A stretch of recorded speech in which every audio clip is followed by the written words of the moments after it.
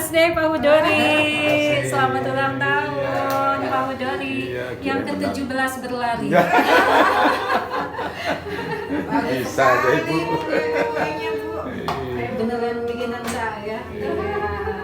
Ini dia kue apa tadi? Telepon Telepon cake. cake. Telepon cake. Spesial untuk ulang tahunnya Pak Hudori yang Iya, penuh iya. misteri. Iya, monster.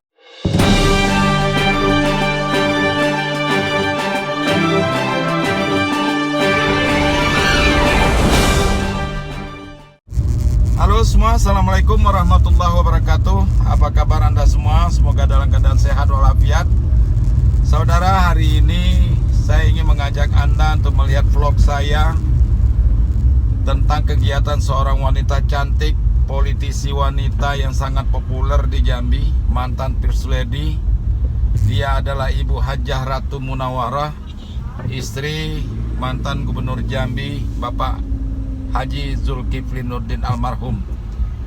Kegiatan beliau hari ini belajar membuat kue tradisional Jambi yang dimodifikasi, yang dimodernkan.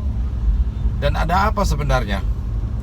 Apakah beliau ingin mengakhiri karirnya di dunia politik dan ingin membuka usaha kuliner, atau hanya sekedar ingin tahu seperti apa kegiatan ibu ini? Mari kita saksikan bersama. Assalamualaikum warahmatullahi wabarakatuh. Buat teman-teman semua, khususnya masyarakat Provinsi Jambi, akhirnya hari ini saya bisa rencananya akan belajar masak, diajarin oleh salah satu Gen Z yang menurut saya sih berbakat banget dalam bidang kue-kue. Dan ternyata ini adalah anak dari teman saya, Selin, dan masih usia muda tapi karya-karyanya udah keren banget. Sudah punya brand sendiri, Odi Bags. Ini langsung aja nih, kita mau belajar salah satu kue cake. Sebetulnya saya nggak terlalu suka cake sih, cuman karena kebetulan entah ini mungkin karena bikinannya Selin enak, dan memang masih ada istilahnya itu sentuhan mix dengan menu kue tradisional kita, yaitu kelepon. Jadi hari ini kita akan belajar tentang bagaimana sih caranya bikin kelepon cake. Nah, mudah-mudahan melalui belajar kita hari ini bisa menginspirasi teman-teman. Siapa tahu nih jadi punya inspirasi bikin cake dari resep tradisional juga. Yuk, Selin, ajarin dong. Iya.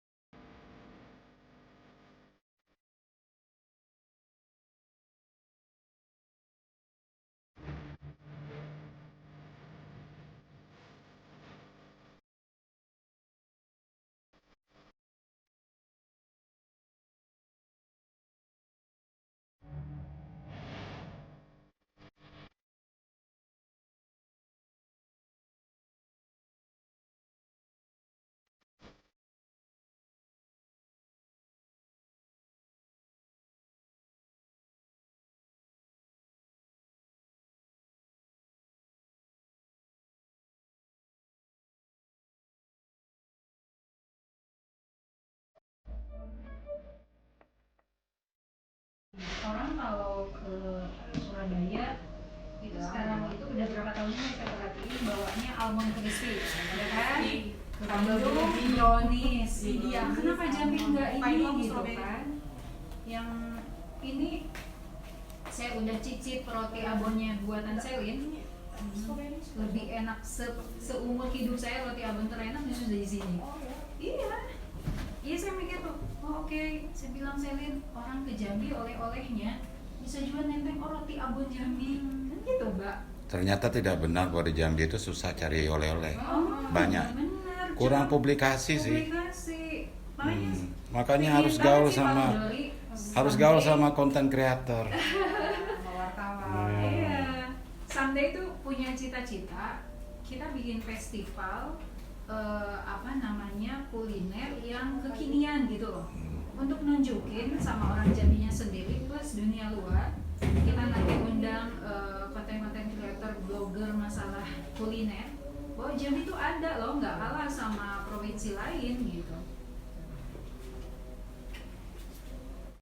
Jadi kan sebetulnya kue kelepon cake apa seperti ini tuh udah saya tahu berapa tahun yang lalu ya Pak Udori. Ada esteller cake, kelepon cake, yang gitu-gitu. Bagaimana ternyata makanan tradisional kita itu juga bisa di-mix tampilannya menjadi modern gitu. Ini kan sebetulnya menjadi semacam, saya sendiri nggak tahu nih siapa yang memulai ini, tapi ini kan kita bisa mengambil pelajaran di sini bahwa memang sangat diperlukan oleh bangsa kita ini tuh seseorang itu berjiwa kreatif ya. Bagaimana ternyata ketika kreativitas itu betul-betul diasah, maka akan menghasilkan sesuatu yang unik, yang pada akhirnya kan tadi Pak Udori tanya berapa nih umur Selin gitu kan, 21, 22. Kita bayangkan aja, apalagi data di Jambi ini ternyata kita bonus demografis kan. Nah bayangkan saja jika memang secara mayoritas anak-anak kreatif seperti Selin ini dimiliki oleh Provinsi Jambi, kita sudah bisa membayangkan apa yang akan terjadi dengan Jambi. Pasti akan berkembang apapun itu, kuliner, fashion, arsitek, budaya, sejarah, ekonomi dan lain sebagainya gitu.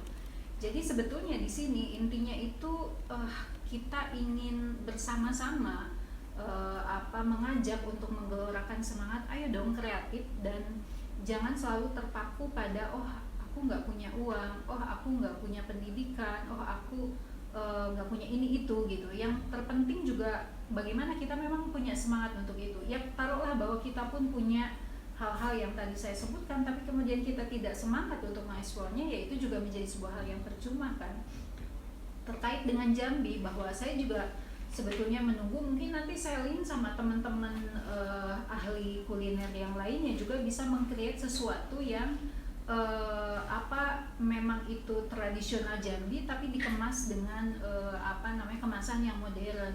Tadi kan saya cerita sama Pak Udori sama Mbak Fitri tentang ngebayangin nih bahwa ketika orang ke Jambi pun cari oleh-oleh, orang akan bilang, seperti ketika misalnya sekarang orang ke Surabaya nyarinya tuh nentengnya crispy almond gitu ya, ke kota Surabaya. Saya masih inget tuh teman-teman tuh pasti bilang gitu.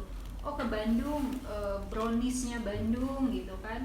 Nah, kenapa tidak ketika ke Jambi? Di Jambi tuh ada roti abonnya Odi Bakes yang enak, ada dari Cameron and Lucas roti sehatnya yang tampilannya juga ternyata udah tes Inter gitu kan.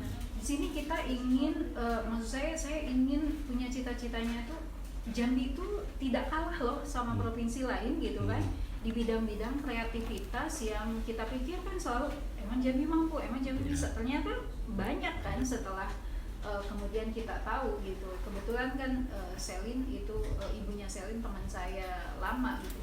Dan ini yang menimbulkan bagi saya sih, mohon bantuannya Pak Udori, Mbak Fitri, ke teman-teman media untuk bercerita bahwa kita tuh punya harapan yang ternyata luar biasa juga gitu. Ini mungkin bisa salah satu contoh, mungkin nanti kemudian kita juga ada tahu yang seperti Selin juga yang punya kreativitas, kemampuan, bagaimana di usia muda mereka biasa bekerja keras gitu kan, bagaimana di usia muda mereka mengisi waktunya dengan kreativitas gitu. Oke Ibu, selama ini kan susah cari oleh-oleh di Jambi, apa sih khasnya? Nah menurut Ibu seperti apa itu? Dari apa yang sudah Ibu amati, Ibu rasakan selama ini, Ibu lihat? Sebetulnya nggak susah menurut saya ya. Dulu kebetulan ketika saat saya ketua PKK, ketua Dekeranas, udah banyak kok.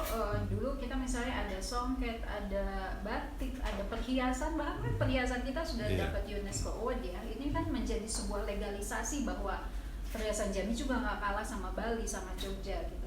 Apalagi sekarang saya lihat karena kebetulan sudah banyak berinteraksi sama produk-produk UMKM yang sekarang itu udah tambah bagus, rasanya juga enak. Kebetulan teman-teman ibu-ibu UMKM minta saya untuk promosikan produk UMKM mereka yang khususnya yang kuliner ya.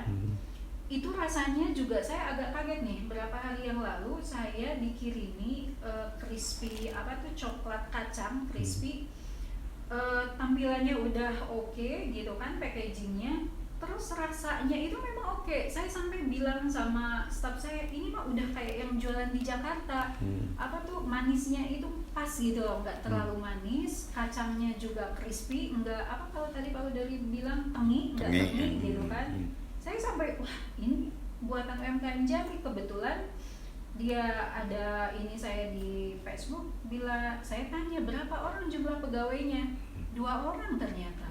Wah, saya bilang tolong ini dipertahankan, saya punya keyakinan ibu bisa jauh lebih dari ini gitu. Kemudian ada juga satu makanan tuh kayak apa ya, kayak stick keju gitu. Kebetulan kan anak-anak suka ya yang makanan itu tuh, udah kita coba berapa. Nah yang ini tuh enak dan tampilannya juga sama, packagingnya udah oke.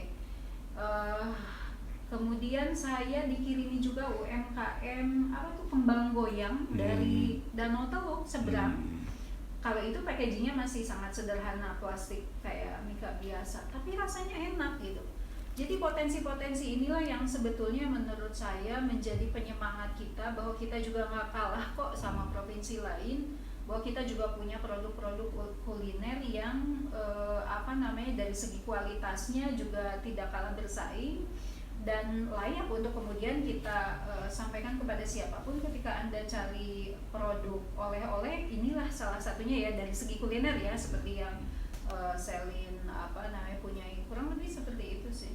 Oke Bu, menurut Ibu selama ini para pelaku UMKM di Jambi seperti apa perkembangannya? Dan apa yang harus mereka lakukan ke depan melihat tantangan sekarang?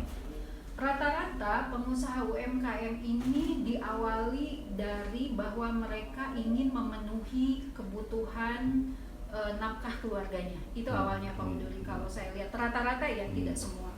Sehingga mereka itu bikin segala macam jenis kue awalnya. Dan rata-rata kebanyakan di antara mereka tidak lewat proses sekolah atau belajar. Jadi rata-rata otodidak, lain sama Selin yang memang sekolah dulu selama 3 tahun ya. Sehingga memang persoalannya mereka jadi tidak konsisten dirasa, gitu kan. Yang kedua, mereka tidak fokus. Jadi segala macam dibikin nih. Seharusnya mereka fokus. Kalau memang mau fokus di snack yang A ya A saja, atau taruhlah dia bikin cuma dua produk ya, 2 produk saja, sehingga dia kemudian terus bisa terasah skillnya. Kan masak juga masalah skill ya, selain bahwa mereka punya talent. Nah yang selanjutnya, mereka juga karena ini adalah karena kondisi mencari nafkah, ketidakkonsistenannya juga ketika misalnya kita udah suka nih sama produk UMKM, kita pesan, oh maaf nggak jadi, kenapa, anak saya sakit gitu kan, suami saya sakit, oh saya harus nemenin keluarga saya di rumah sakit, kayak gitu kan. Sementara di satu sisi terkadang potensi mereka sudah mencukupi ya untuk kemudian kita misalnya mau mengorder, kurang lebihnya seperti itu. Nah persoalan yang selanjutnya adalah di bidang permodalan.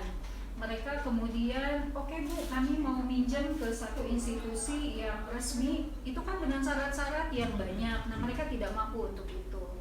Itu juga di masalah permodalan. Kemudian juga beberapa waktu yang lalu, mungkin Pak Hodi masih ingat, saya pernah diundang oleh Kenara Institute yang mengundang Bapak Wamenaker ya. Di situ juga saya menyuarakan tentang kenapa sih, mudah-mudahan sih pemerintah bisa mendengarkan ini. Ketika pengrajin makanan khususnya kuliner mau mempatenkan itu, apakah HAKI, apakah ke BPOM ataukah ke MUI, itu terkadang birokratnya masih ternyata menjadi PR ya. Birokratnya masih berbelit. Ada yang malah kemarin saya dapat cerita dari pengrajin makanan itu, mereka urus ke MUI itu setahun belum keluar. Baru keluar. Dan biaya, mereka pernah katanya ngajuin untuk sertifikat halal ya? Untuk sertifikat halal. Kemudian mereka pernah ngajuin satu produk makanannya itu kalau tidak salah 300.000 ya. Bayangin jika mereka punya beberapa produk, habis berapa, belum ongkosnya ke tempat untuk label-label tersebut, belum ketemu orang yang ya birokratnya. Saya tidak mengatakan itu seperti apa, tapi ketika memang keinginan Bapak Presiden bagaimana mempermudah birokrasi, ya itu kan sesuatu yang baik. Apalagi ternyata kan berdasarkan data bahwa ekonomi Indonesia backbone-nya itu kan ternyata UMKM. Saya pernah membaca sebuah data bahwa ketika dari LIVI loh, bahwa ketika terjadi proses krisis moneter di Indonesia, penyelamatnya itu siapa? Ternyata UMKM. Karena UMKM kan nggak berkaitan dengan pinjam uang ke bank yang nilainya besar-besar itu. Dan yang menjadi catatan penting yang bagi saya sih itu udah SOP saya ya. Siapa UMKM itu? Ternyata sebagian besar adalah perempuan. Nah, bayangkan jika kemudian para perempuan ini yang ternyata lagi-lagi menjadi pahlawan ekonomi bangsa Indonesia, kita didik, itu akan sangat luar biasa deh perkembangan perekonomian Indonesia. Oke Ibu, terima kasih.